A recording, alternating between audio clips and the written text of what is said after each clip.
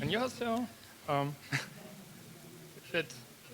네, 안녕하세요. 제가 할 줄 아는 유일한 한국어를 방금 했습니다. 스테판이고요. 소프트웨어 엔지니어입니다. 게임 SDK 개발팀에서 일하고 있습니다. 거도 언리얼, 그 다음에 이제 개인적으로는 제가 또 유니티 SDK를 주로 담당하고 있습니다. 전에는 제가 어플리케이션 개발을 했었는데요. AR 스타트업에서 일한 바 있습니다. 조금 후에 관련해서 말씀드리겠습니다. 오늘 제가 시간도 꽤 있고 또 다른 내용도 많아서 일단은 어떤 내용을 다룰지 먼저 살펴보도록 하겠습니다. 우선은 저희 이 게임 크래시 발생하는 모습부터 보도록 하겠습니다. 라이브로 봤으면 하고요. 그 다음에는 크래시 이후에도 어떠한 데이터가 살아남았는지 보도록 하겠습니다. 그 다음에 이 데이터가 어떻게 계속해서 살아남을 수 있었는지, 어떻게 계속해서 활용 가능한지 살펴보고요. 그 다음에 데이터를 바탕으로 어떻게 정보를 수집하는지 보여드리도록 하겠습니다. 그리고 데이터가 이렇게 계속해서 살아남기 위해서는 어쨌거나 저희가 지금까지의 관점을 완전히 뒤집어서 생각을 해봐야 되겠는데요. 만약에 managed 레이어가 응답하지 않는다면 네이티브 레이어가 무엇을 할 수 있는지 한번 보도록 하겠습니다. 그러면은 제가 아까 AR 스타트업에서 일을 했다라고 말씀을 드렸는데 그때 당시에 특정 행사장을 위한 앱 개발 계약을 맺었습니다. 그래서 그때 당시에 제 기기 그리고 동료의 기기에서 테스트를 마치고 난 다음에 첫 번째 버전이 완성이 되었고 그 다음에 이제 현장 데모를 위해서 저희가 빌드를 전달을 했는데 그때 제대로 작동하지 않았습니다. 그런데 다행히도 그때 당시에 동료가 한 명 있었고 그때 이제 빌드가 휴대폰에 남아 있어서 그때 이제 데모는 할 수가 있었습니다. 그런데 그냥 이거 안 됐다, 뭐 작동 안 했다 이게 아니라 알고 싶은 내용이 많았는데요. 뭐 왜 안 된 건지, 무엇이 안 된 건지, 어디서 문제가 발생한 건지, 뭐 이러한 부분들이 정말 궁금했습니다. 그러니까 그냥 안 됐다 거기서만 끝나는 게 아니라 어떻게 디버깅을 할 수 있을지 궁금했습니다. 그래서 일반적으로 저희가 오류라고 하면은 두 종류로 나눌 수 있을 것 같습니다. 유니티 한번 보도록 하겠습니다. 보통은 C#로 로직을 작성을 합니다. 그 다음에 이제 managed error가 발생을 하는데요. 여기 타이틀에서도 보실 수가 있죠. 그 다음에 유니티 게임에 대해서 말씀을 드리고 있는데 저희가 이제 managed 오류라고 부르는 이유는 이제 try catch와 같은 이러한 메커니즘으로 다룰 수가 있기 때문입니다. 그리고 캐치를 못한다라고 하더라도 이게 어쨌거나 이제 최상위까지 전파가 되었다라고 했을 때 유니티 같은 경우는 크래시 시키지 않고 로고만 남기게 됩니다. 그러니까 게임이 계속해서 실행이 되는 것이죠. 뭐 이거는 상당히 좋습니다. 그렇다고 해서 그 오류가 발생을 했을 때 뭔가 대가가 따르지 않는 것은 아닙니다. 퍼포먼스 관련해서 임팩트가 있을 수도 있겠죠. 각각 프레임마다 뭔가 예외가 발생을 하면은 관련해서 이제 성능에 미치는 영향들이 있고요. 특히 이제 업데이트 루프 안에서 이러한 일들이 발생을 할 수가 있습니다. 그리고 어떤 경우에는 특정 기능이 우리가 모르는 사이에 망가져 있을 때도 있습니다. 그런데 크래시가 발생을 했다라고 하면 바로 알 수가 있죠. C++ 같은 경우는 트라이 캐치가 있습니다. 그런데 가령 세그 폴트 같은 경우는 이거는 예외입니다. 예외가 아니죠. 그러니까 이 OS가 강제로 종료시켜버리는 상황이 되겠습니다. 그러니까 네이티브 플러그인이 있는데 C# 코드에서 네이티브 플러그인을 호출을 했다. 그런데 만약에 플러그인이 크래시가 되었다. 그러면은 C# 예외 처리 코드는 이제 소용이 없습니다. 이미 더 이상 실행이 안 되기 때문입니다. 그래서 managed world, native world 말씀을 드렸는데요. 이게 뭘까요? 이게 블록이라고 한번 생각을 해보셨으면 좋겠습니다. 게임이 이제 여러 층으로 쌓인 구조다라고 한번 생각을 해보시고요. 그 가장 하단에 네이티브 월드가 있습니다. 그래서 뭐 OS가 됐건 아니면은 드라이버, 파일 시스템 등등이 있겠죠. 그 다음에 그 상위에는 유니티가 있고요. 유니티 런타임이 있습니다. 뭐 엔진이 됐건 아니면은 가비지 컬렉터가 됐건 이 모든 레이어, 그러니까 이 추상화해주는 레이어라고 할 수가 있겠습니다. 그렇기 때문에 뭐 안드로이드라든지 iOS를 각각 구현하지 않아도 됩니다. 그리고 가장 위에 Managed World가 있습니다. 여기서 이제 코드가 실행이 됩니다. 그러니까 모노 비헤이비어라든지 게임 오브젝트 등이 여기에 다 속하게 됩니다. 만약에 네이티브 플러그인이 있다. 그리고 이제 특정 플랫폼 관련해서 우리가 해당 네이티브 플러그인을 사용을 했다라고 하면은 일단 네이티브 플러그인과 저희가 이제 호출을 해야 되겠죠. 그래서 이 경우에는 뭐 유니티 에디터라든지 아니면 로컬 개발 환경에서는 이런 구조로 동작을 한다, 작동을 한다라는 것을 이해하기에는 상당히 도움이 됩니다. 그래서 뭐 이제 그런 부분들이 있지만 IL2 CPP로 빌드를 한다라고 하면은 C# 코드는 해당 플랫폼에 맞는 네이티브 코드로 트랜스파일링이 됩니다. 그래서 이 경우에는 이제 오류 처리라든지 크래시 처리에 있어서 상당히 중요한데요. 최종 바이너리에서는 게임 플레이 로직 자체가 네이티브 코드가 되기 때문입니다. 그러면은 조금 더 구체적으로 한번 설명을 해보도록 하겠습니다. 가령 이제 우리 코드가 이렇게 있습니다. 이게 가장 위에 있죠. 그래서 이제 C#으로 작성이 되었고 IL2 CPP가 C++ 코드로 변환을 했고 그 다음에 C++ 컴파일러가 플랫폼별로 네이티브 바이너리로 컴파일링을 합니다. 그렇게 되면은 각 계층이 이제 아래 계층으로 흡수가 되죠. 결국에는 바이너리 안에 메모리 주소 하나만 남게 됩니다. 그래서 실제로 게임에서는 이제 오류가 남겨주는 유일한 정보가 이거라고 할 수가 있겠습니다. 그래서 여기서 이제 크래시 리포팅의 핵심은 그 과정을 거꾸로 저희가 추적을 해보는 것입니다. 그런데 만약에 이제 뭐 에러가 됐건 크러쉬가 됐건 이거를 이제 다시 거꾸로 추적을 하다 보면은 이제 저희가 결국에 이 코드 위치로 복원을 해야 되겠죠. 이것이 이제 저희가 하는 일입니다. 어떻게 동작하는지 한번 살펴보도록 하겠습니다. 좀 추상적으로 말씀을 드렸는데요. 한번 구체적으로 보도록 하겠습니다. 제가 스크린샷을 준비를 해봤습니다. 이렇게 한번 구동을 해보도록 하겠습니다. 실제 게임 프로젝트에서 이렇게 동작하는지 확인하는 것이 중요한데요. 네, 그러면은 한번 플레이를 해보도록 하겠습니다. 이제 사라졌죠? 네, 데모 같은 경우는 실제로 이게 디버깅이 가능한지는 모르겠습니다. 어쨌거나 이런 일이 발생을 했습니다. 그러면은 센트리가 어떠한 정보를 제공을 하는지 한번 보도록 하겠습니다. 이제 SDK 를 기반으로 했기 때문에 이 스크린샷을 보면은 이제 여기서 대시보드를 보여주고 있습니다. 그리고 이 네이티브 크래시가 어쨌거나 여기서 수집이 되고 업로드가 되고 또 이렇게 심볼리케이션이 완료가 되었습니다. 그래서 이 경우에는 업그레이드 패스를 선택을 하게 됩니다. 그 다음에 네이티브 코드가 현재 그걸 안 하고 있죠. 이거는 이제 데모 용도입니다. 그런데 기본적으로는 업데이트 루프의 스냅샷을 보여드리고 있습니다. 그래서 라인 오브 코드가 어떤지 확인을 하고 계시는데요. 근데 일부 버그 같은 경우는 조금 더 교활하다고 해야 될까요? 그래서 이런 경우에는 뭐 추가적으로 저희가 컨텍스트를 파악을 해야 될 필요가 있습니다.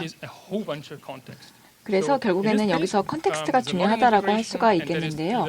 이 경우에는 뭐 로그인이 기본적으로 되어 있고 그래서 결국에는 이를 통해서 어떠한 일들이 있었는지 추적이 가능해집니다. 그래서 이슈를 파악을 할 수가 있게 되고요.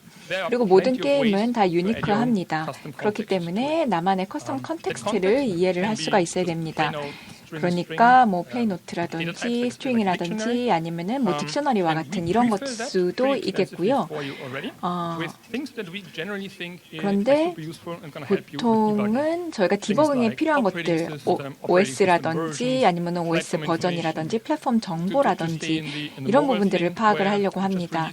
그래서 모바일 게임을 내가 릴리스를 했는데 계속해서 크래시가 발생을 한다라고 하면은 어쨌거나 디버깅을 하게 되겠죠. 근데 센트리에서는 이게 뭐 특정 플랫폼에서 어떤 일이 발생을 하고 있는지를 알 수 있게 해줍니다. 해당 정보를 제공을 해줍니다. 그런데 어쨌거나 앱이 크래시를 했습니다. 그러면은 이 데이터가 어디서 오는지를 저희가 파악을 해야 되겠죠. 그리고 이 프로세스가 죽었다라고 하면은 그리고 C# 더 이상 구동이 안 된다라고 하면은 그러면은 어떻게 해야 될까요? 그러면은 이제 애그리게이티드 데이터를 파악을 해야 된다라는 것인데요. 있어요. 그런데 모든 것이 다 보존이 돼야 되고요. 그 다음에 레디 상태여야 됩니다. 뭔가 잘못될 수도 있기 때문입니다. 그래서 그렇게 하기 위해서는 다양한 SDK가 필요하고 다양한 레이어가 필요하겠죠. SDK가 가장 탑에 있다라고 하고 그 다음에 이 게임에 어떻게 지금 이게 구현이 되고 있는지를 파악을 해야 되고 그 다음에 크래시가 발생을 했다라고 하더라도 데이터를 통해서 저희가 어떠한 일이 발생을 했는지를 이해를 할 수가 있어야 되겠습니다. 그래서 여기서 컨텍스트를 만들게 되고요. 그 다음에 뭐 로그 메시지가 됐건 아니면 기타 등등 여기서 이제 파악이 됩니다. 그래서 이거를 이제 카피를 하고 유니티에 보내게 됩니다. 그래서 마치 이제 피기뱅크와 같은 그러한 역할을 한다라고 보시면 되겠습니다. 그래서 만약에 뭔가 잘못됐다라고 하면은 저희가 거기서부터 이제 시작을 하는 것이죠. 그래서 안전하게 보관을 하고 있다가 크래시가 발생하는 순간 이거를 활용을 하게 됩니다. 그래서 이 유니티 SDK 같은 경우는 이 퓨어 C# SDK 위에서 동작을 합니다. 그래서 이게 managed layer였습니다. 그래서 C#을 이해를 해야 되고 그리고 그 다음에 이제 게임 옵젝이라든지 아니면 코어 루틴이라든지 이런 부분들을 파악을 해야 된다라는 것이고요. 그 다음에 어떻게 저희가 이 보통 레이어에 있는 것을 빌딩을 할 수 있는지를 파악을 해야 되겠습니다. 그러니까 컨텍스트를 파악을 해야 된다라는 것이고요. 그 다음에 우리가 지금 어디서 구동을 하고 있는지 그 플랫폼도 이해를 해야 된다라는 뜻입니다. 그래서 결국에는 개발 과정에서 복잡성이 추가가 된다라는 것인데 One API, One SDK 뭐 관련해서 좀 말씀을 드리자면은 그렇게 되면은 뭐 멀티플 플랫폼을 타겟팅하는 데에 대한 여러 가지 복잡성을 좀 제거를 하는 데는 도움이 될 수가 있겠습니다. 그렇다면은 다음으로 한번 이어가 보도록 하겠습니다. 브레드크럼에 대해서 말씀을 드리려고 하는데요. 여기서는 이제 로그 메시지를 제공을 합니다. 그리고 관련해서 특정 이벤트라든지 크래시에 대한 이제 정보로 이어지게 되는 것이고요. 그 다음에 여기 코어에 가게 되면은 브레드크럼 같은 경우는 스트링입니다. 로그 메시지입니다. 그래서 여기서는 이제 조금 더 다양한 것들을 주고 있는데요. 타임스탬프도 있고 레벨도 있고요. 그 다음에 이것뿐만 아니라 이 어디서부터 이게 발생을 했는지 이러한 내용들을 확인을 할 수가 있습니다. 그래서 브레드크럼에서 이제 managed 그 다음에 native까지 연결이 되는 것이고요. C# 같은 경우는 네이티브 플랫폼에서는 생성이 되지 않습니다. 그래서 iOS에서는 Objective-C를 사용을 합니다. 그렇게 될 경우에는 스트링을 JVM으로 넘기게 됩니다. 그 다음에 윈도우스나 리눅스에서는 C, C++ 코드와 상호작용을 하게 됩니다.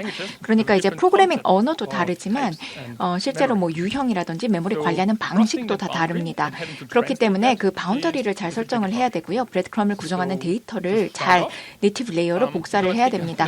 한번 시작을 해보도록 하겠습니다. 브레드크럼부터 한번 시작을 해볼 텐데요.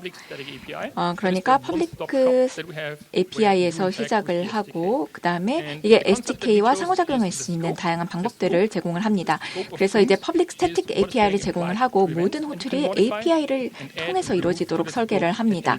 그래서 이제 컨텍스트를 담고 있는 객체를 스코프라고 하고 그 다음에 사용자는 언제든지 여기에 정보를 추가하거나 수정을 할 수가 있습니다. 브레드크럼을 직접 추가할 수도 있는데요. 하나의 로그 메시지라고 생각을 하시면 되겠습니다. 그 다음에 explicit API가 있겠죠. 이거를 브레드크럼에 같이 녹이거나 아니면은 이 여기 하단에 보면은 어떠한 메커니즘이 있냐 이거를 네이티브 레이어로 옮겨주는 이러한 메커니즘이 있습니다. 그래서 맥, 리눅스 등등이 다 해당이 된다라고 할 수가 있겠고요. 맥 OS라든지 윈도우스, 리눅스 여기서 이제 센트리 네이티브라는 C 라이브러리를 네이티브 SDK로 사용을 하고 있습니다. 그리고 이게 C이기 때문에 C# 옵션을 주는 것이죠. P 인보크를 할 수가 있습니다. P 인보크를 통해서 직접 호출을 할 수가 있고요. 그 다음에 필요한 함수 시그니처를 C#에서 선언을 하고 그 다음에 여기에 따라서 이제 특성을 붙여서 호출을 하게 됩니다. 런타임에서는 라이브러리가 동적으로 로드가 되고 그 다음에 심볼을 이름으로 찾아서 호출이 이루어지게 되는 거고요. 그 다음에 그 계속해서 연결이 된다라고 보시면 되겠습니다. 그래서 브레드크럼을 설정을 할 때 이거를 직접 추가하실 수도 있고요. 아니면은 이게 SDK를 통할 수도 있고요. 그 다음에 SDK 그 어딘가에서 스코프 옵서버라는 게 있는데 이런 구성 요소가 있습니다. 그래서 스코프에 변경이 생길 때마다 노티를 받게 됩니다. 그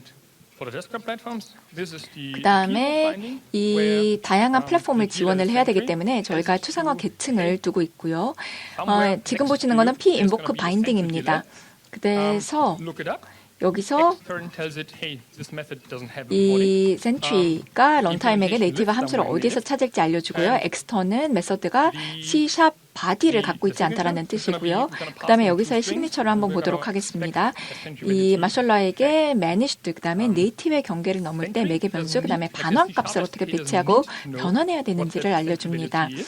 그래서 이 Sentry Value T 같은 경우는 C 언어의 유니온 타입입니다. 이거는 C 샵에는 여기 대응하는 타입이 없기 때문에 이거를 이 에뮬레이션 하게 되고요. 그 다음에 네이티브 SDK로 한번 넘어가 보도록 하겠습니다. 여기서 이거를 브레드크럼을 다 쪼갭니다. 데이터 피스로 쪼개게 되고요. 그 다음에 해당 루트를, 그러니까 옵젝의 루트를 다시 넘기게 됩니다. 그 다음에 이거를 어떻게 핸들링을 할지 뭐 이제 피기뱅크에 다 넣게 되고요. 그 다음에 관련해서 정보를 나중에 보관했다가 네이티브 코드와 주고받기만 하면 되는 것입니다. 그래서 여기 제이슨 오브젝트 그래프라는 것도 있는데요. 이거를 또 직접 생성을 하고요. 그렇다면 iOS에서 게임이 크래시하면 어떻게 될까요? 저희 네이티브 SDK가 센트리 코코아고 오브젝티브 C와 스위프트로 작성이 되어 있습니다. 저희가 데스크탑처럼 p-invoke로 직접 호출할 수 있는 C 라이브러리는 존재하지 않습니다. 그 다음에 이게 실제로 센트리 코코아를 미리 빌드된 XCF 프레임워크 형태로 제공이 되고 있습니다. 그래서 이거는 엑스코드 프로젝트에 자동으로 엠베딩이 되는데요. 이 경우에는 이 C 함수만 호출을 할 수 있고요. 오브젝티브 C는 그렇지 않습니다. 그래서 다른 방법을 사용을 하게 됩니다. C를 이제 공통 분모로 활용을 하게 되고 그 다음에 여기에 이제 작은 브릿지 파일을 만들게 됩니다. Sentry Native Bridge.m이라는 것이고요. 그래서 여기서 이거를 이제 구현을 하고 그 다음에 p-invoke binding 아까 이제 말씀을 드렸는데요. C bridge 이게 조금 달라 보이겠죠? 이게 여기서 컴파일링이 되고요. 그 다음에 인터널은 링커에서 외부 라이브러리를 찾지 말고 현재 바이너리 내부에서 해당 함수를 찾으라고 이 지시를 하고 있습니다. 그러니까 이 데이터 컨스티튜언트 여기서 이제 브레드크럼을 쪼개서 보게 되는 것이고요. 그래서 실제로 이런 식으로 구현이 됩니다. 데이터는 이제 프래그멘테이션이 일어났고요. 그러니까 굉장히 작은 피스로 다 쪼개졌습니다. 이거를 다 각각 다 분해를 하게 되고요. 브릿지에 하나씩 전달을 하게 됩니다. 그 다음에 센트리 코코아 같은 경우는 오브젝티브 C API를 제공을 하는데요. 이거를 이용을 해서 브레드크럼을 추가를 하게 됩니다. 그래서 만약에 iOS 애플리케이션이다. 오브젝티브 C로 iOS 앱을 개발을 했다라고 하면은 이러한 방식을 이용을 하셔서 브레드크럼을 추가를 하시면 되겠습니다. 그래서 이제 과정을 내부적으로 에뮬레이션을 해주고요. 이 모든 복잡한 이러한 모든 것들은 추상화가 됩니다. 그래서 결국에는 SDK가 나머지는 다 처리를 하고 개발자는 계속 C#만 사용을 하면 되겠습니다. 네, 이 박스를 한번 틱해 보도록 하겠습니다. 네. 안드로이드에서 한번 해볼 텐데요. 여기서 어떻게 구현이 되는지 한번 보도록 하겠습니다. 자바로 작성이 되어 있습니다. 센트리 자바를 네이티브 SDK로 사용을 하고 있고요. 그래서 이 경우에는 이제 자바로 저희가 콜링을 합니다.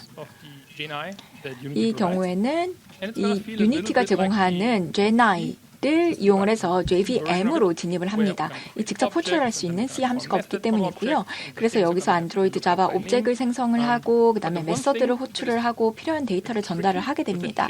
하지만 이 경우에는 상당히 쉽지 않은데요. 왜냐하면 이 JVM에 이미 어태치된 스레드에서만 JVM을 호출할 수 있기 때문입니다. 이게 JNI에서 굉장히 중요한 규칙입니다. 그런데 만약에 우리가 디태치를 한다, 너무 일찍 디태치를 했다, 그러면은 이 게임이 브레이크 합니다. 그리고 이 경우에는 SDK가 지금 시 타고 있다라고 하는 부분이 모두가 다 크래시가 발생을 할 수가 있습니다. 그러면은 전과 동일한 지점에서 한번 시작을 해보도록 하겠습니다. 여기서는 저희가 한번 여기서 이 구현을 해볼 텐데요. 이 C 브릿지와 비슷하다고 할 수가 있겠습니다. 안드로이드 옵젝이 있고 그 다음에 네임을 이용해서 저희가 이렇게 찾아옵니다. 그 다음에 객체를 생성하고 필요한 값을 전달하고 그 다음에 센츄리 자바에 넘겨주게 됩니다. 그 다음에 여기서 마지막에 이제 브레드크럼을 다시 자바에서 사용하는 형태로 구성을 하게 되는데요. 그런데 결국에는 이게 전체 디태치 아까 말씀드렸죠. 이거를 너무 일찍 하게 되면은 유니티에서 이게 문제가 발생을 할 수가 있습니다. 그래서 메인 스레드는 이미 JVM에 어태치가 되어 있고요. 그런데 만약에 백그라운드에서 동기화를 시도한다라고 하면은 해당 작업을 백그라운드 워커 스레드의 큐에 넣어야 합니다. 그래서 이 경우에는 워커 스레드가 JVM에 제대로 어태치가 되어 있는지만 확인을 하면 되겠습니다. 이 백그라운드 워커 같은 경우는 처음부터 이게 어태치가 되어 있습니다. 그래서 뭔가 발생을 했다. 백그라운드 트레드에서 뭔가 발생을 했다라고 하면은 직접적으로 인보크를 하는 대신에 저희가 이거를 자동으로 프로세싱 하도록 놔두면 되겠습니다. 그러니까 미리 디태칭을 할 필요가 없고요. 어쨌거나 디태치를 너무 일찍 하시면 안 됩니다. 그래서 지금 이 트리에서 왼쪽은 다 커버를 했습니다. 그래서 모바일 플랫폼이 됐건 아니면 데스크탑 이런 부분들은 다 다뤘습니다. 네, 이 부분은 좀 건너뛰도록 하겠습니다.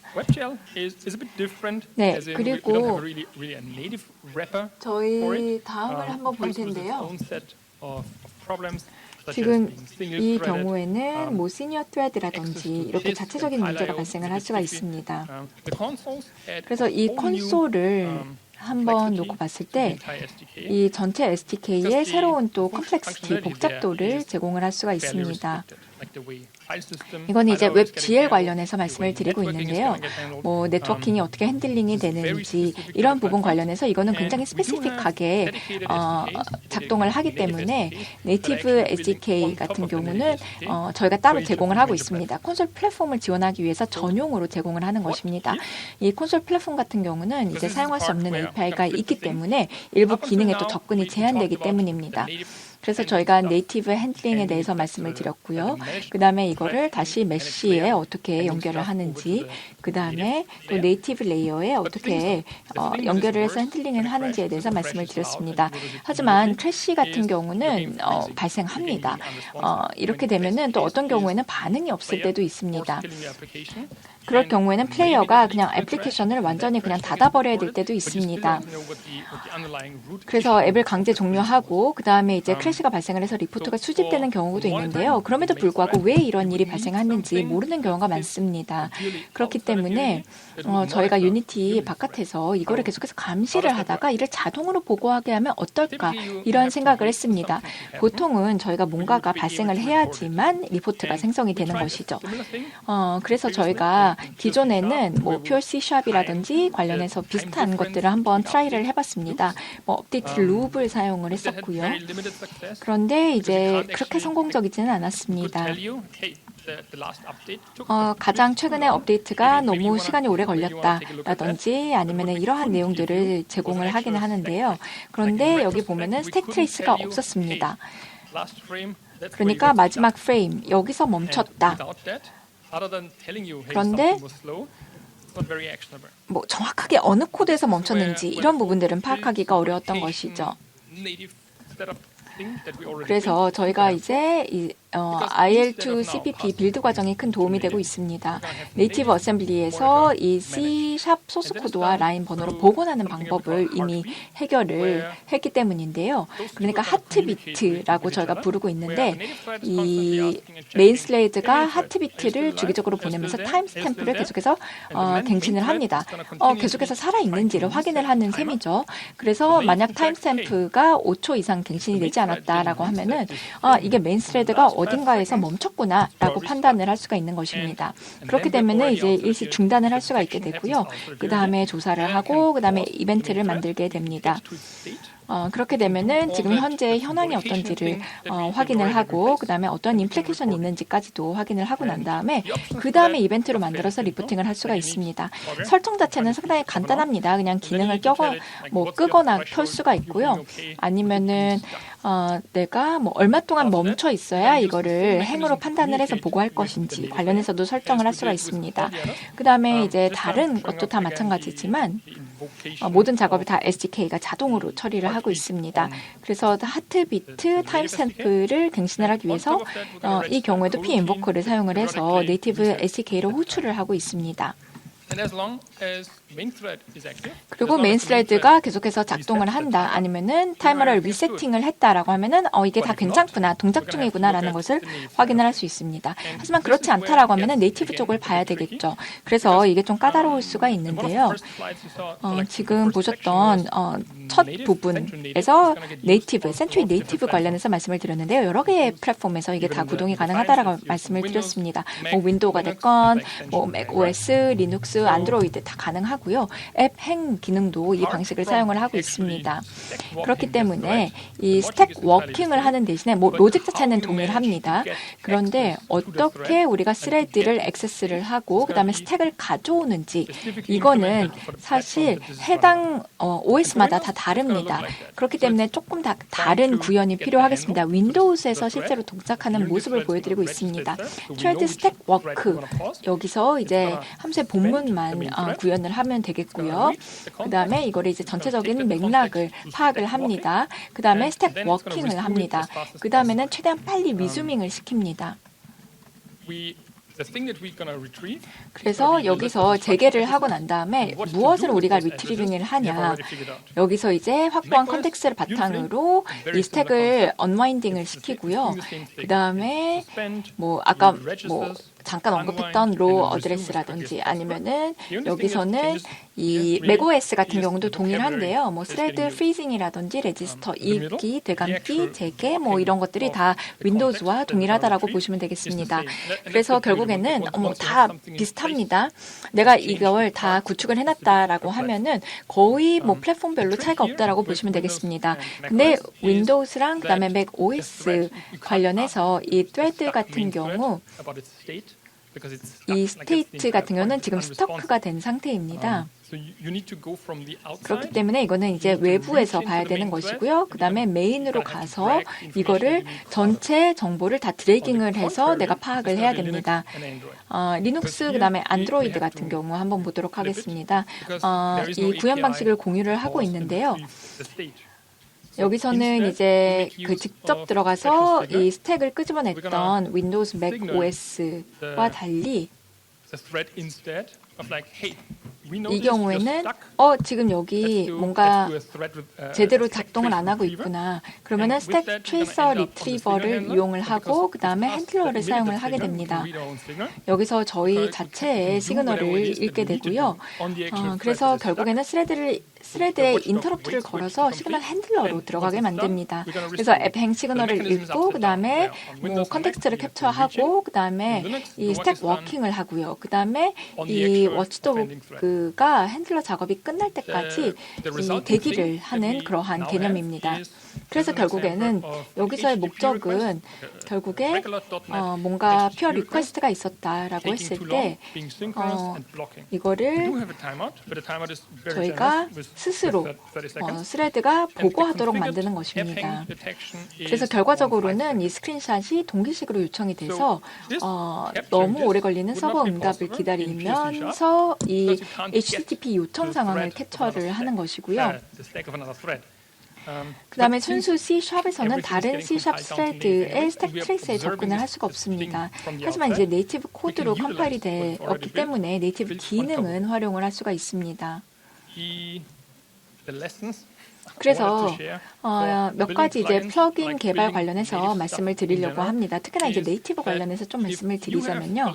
만약에 내가 스페시픽 비헤이버를 특정 플랫폼 관련해서 나는 빌드를 하고 싶다라고 하면은 만약에 특정 플랫폼 관련해서 내가 빌딩을 했다. 그러면은 다른 플랫폼도 마찬가지로 내가 동일하게 좀 구축을 해야 되는 것이고요. 그 다음에 매니지드 환경, 네이티브 환경의 경계를 넘나드는 것에는 뭐 항상 이제 대가가 따릅니다. 뭐 그게 뭐 언어가 됐건 뭐 아니면 유지보수가 됐건 타입이 됐건 이거를 인지를 해야 되고 그 다음에 오브젝티브 C가 됐건 아니면 C가 됐건 이런 부분에 대해서도 파악을 하고 계셔야 되겠습니다.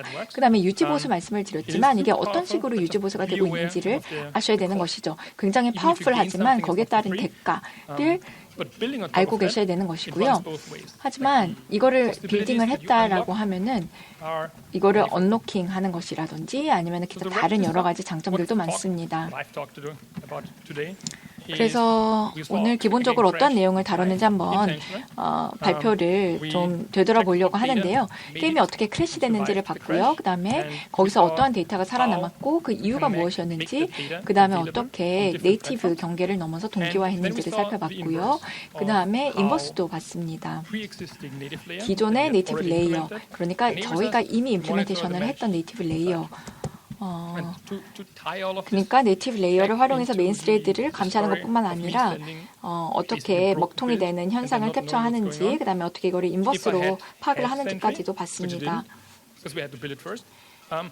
기존에는 저희가 이거를 미리 구축을 했어야 되는데 젠트리를 구축을 했어야 되는데 그런데 만약에 이러한 SDK를 사용을 했더라면은 뭐 제가 처음에 뭐 기기가 작동하지 않았던 데모가 안 됐던 그러한 상황에 대해서 말씀을 드렸지만 만약에 SDK가 이런 게 있었더라면 그러한 일이 발생하지 않았을 것입니다. 이제 특히 이제 게임 같은 경우는 운영 환경, 프로덕션에서 계속 테스트를 하셔야 되기 때문에 적어도 내가 게임에서 어떤 일이 발생을 하고 있는지는 파악을 하셔야 된다고 생각합니다. 그래서 이 QR코드를 보시면은 젠트리로 연결이 됩니다. 네, 그 다음에 아래층에 저희 부스가 있기 때문에 혹시라도 질문이 있으시면은 저희 아래층에 와서 같이 만나서 대화했으면 좋겠습니다. 제가 굉장히 빨리 발표를 진행을 해서 제가 굉장히 일찍 끝났거든요. 혹시 질문 있으시면은 질문을 받아도 될 것 같긴 합니다.